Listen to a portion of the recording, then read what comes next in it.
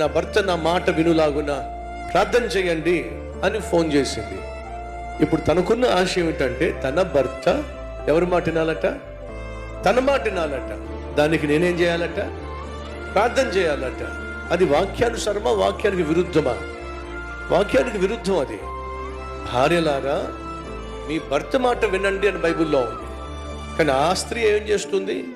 నా భర్త నా మాట వింటలేదండి, నా భర్త నాకు లోబట్టం లేదండి, మీరు ఏం చేస్తారో తెలియదు, నా చెంగు కట్టుకుంటాను నా భర్తని, నేను ఎక్కడ కూర్చుంటే అక్కడ కూర్చోవాలి, నేను ఎక్కడికి వెళ్తే అక్కడికి రావాలి. అది వాక్యానుసారంగా. ఇంటికి యజమాని ఎవరో చెప్పాలి. చెప్పం. ఇంటికి యజమాని అమ్మ మీరు కల్వరి టెంపుల్లో ఉన్నటువంటి ఆత్మీయురాలు కనుక మీరు వాక్యానుసారంగా జీవిస్తారు అనేది నా భ్రమ. అవును అన్నవారు గట్టిగా చప్పట్లు కొట్టండి. కొట్టేస్తున్నారు. సో అడుగుతున్నా, వాక్యానుసారంగా ఇంటికి యజమాని భర్త భార్య గట్టి చెప్పండి. అత్త భర్త, అత్త భర్త.